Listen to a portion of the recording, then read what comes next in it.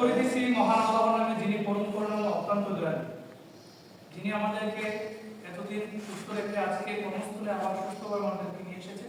সবাই বলি আলহামদুলিল্লাহ। আপনারা জানেন আমরা প্রত্যেক মাসে 2 থেকে 3 বার বা 4 বার প্রপোজ মিটিং করি। প্রপোজ মিটিংটা করানোর কারণ হচ্ছে যে আমাদের মনোযোগ বৃদ্ধি করে, ঠিক আছে? কাজের প্রতি যখন আমরা বেশি মনোযোগ দিই তখন সেফটি ভুলে যাই, যখন সেফটিতে না মানি তখন আমাদের দুর্ঘটনা শুরু হয়, ঠিক আছে? পিছনে কথা হয়, পিছনে কথা হয়,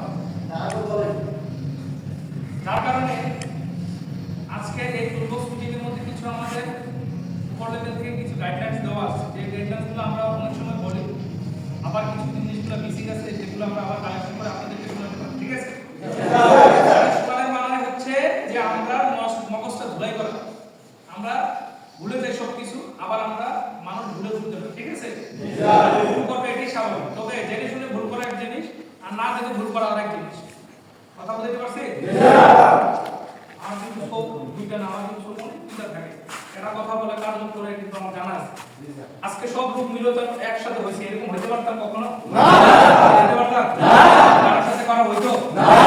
মুখ আপনি কামের ধান্দায়, আমি কামের ধান্দায়, আপনার সাথে আমার বেশি যোগাযোগ দিলে অমুকের আমি বেশি অসুস্থ থাকার কারণে আমি বেশি কথা বলতে পারবো। আজকে এখানে কিছু গাইডলাইন্স আছে, যার জন্য এই জিনিসটা বলবো। পরবর্তী সময়ে সবাইকে ছুটি দিয়ে দিব, আপনারা আপনার কাজে যোগদান করবেন সবাই, ঠিক আছে?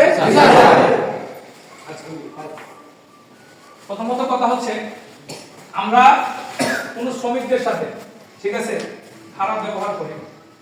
আপনি বাইরে প্রজেক্টে যাবেন, কেন অবতরতা করে আপনারা জানেন? জানেন সবাই? কেন করে? যখন একটা লোক যখন তার কথা না মানে, যখন সে সেফটি ভায়োলেশন করে, সে বিপদের দিকে এগিয়ে যায়, সে মারা যাবে, তখন কিন্তু সেফটি অফিসার টাকা নেয়। স্যার এটা ভালো না?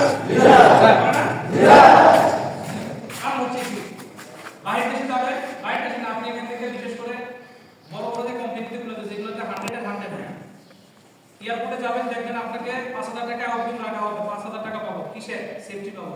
মালামাল ওয়েস্টেজ করবেন, যাইবার সময় টাকাটা কাইটে অবস্থা রেখে দিবেন, বেতনটা দিয়ে দিবেন। লস কার? আপনার না? সেফটি মানবেন না, প্রজেক্টে সুজা বের করে দিবেন সিকিউরিটি দিয়ে। কারণ হচ্ছে কি, তোমাকে নিয়ে আসছে আমি কাজ করার জন্য, সেফ পাবো। তুমি মরার জন্য তো তোমাকে আনি নাই, আনছি না? আনি নাই। তাই আমাদের এই প্রজেক্টে কিছু জিনিস যদিও ছাড় দেওয়া হয়, কোন কারণে ছাড় দেওয়া হয় সেটা আমরা জানি, আপনারা হয়তো জানেন না। অনেকে বলবেন তোমাকে হেল্প করে না, স্যার ওরা কিছু করে না, আমরা বলবো বিপদ তোমার বেশি হওয়া বেশি। কথা বুঝতে পারছি? তেমনই কিছু গাইডলাইন্স আমরা এখানের মধ্যে দিচ্ছি। আপনারা জানেন, বারবার বলি যে আমি সবার সাথে ফ্রিলি কথা বলি, বলি না সবার সাথে? সবার সাথে দেখলে কি অবস্থা, ভালো আছো, তোমার অবস্থা কেমন আছে, সবাইকে জিজ্ঞেস করি না? আবার এটাও বলি, তোমার 700-800 টাকা তোমার কিন্তু বুঝ না, তোমার যদি একটা অঙ্ক হানি হয়ে যায় সেটা 2 কোটি টাকা দিয়ে তোমার পাবা না, তুমি সেইভাবে কাজ করতে হবে, ঠিক আছে?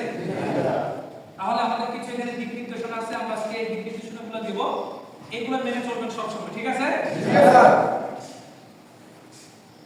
শুরু করছি। নাম্বার 1, পার্সোনাল প্রোটেক্টিভ ইকুইপমেন্ট পরে কাজ করতে হবে, যেমন হেলমেট, সেফটি শু, চশমা, হ্যান্ড গ্লোভস, হার্নেস এবং জার্সি ইত্যাদি, ঠিক আছে?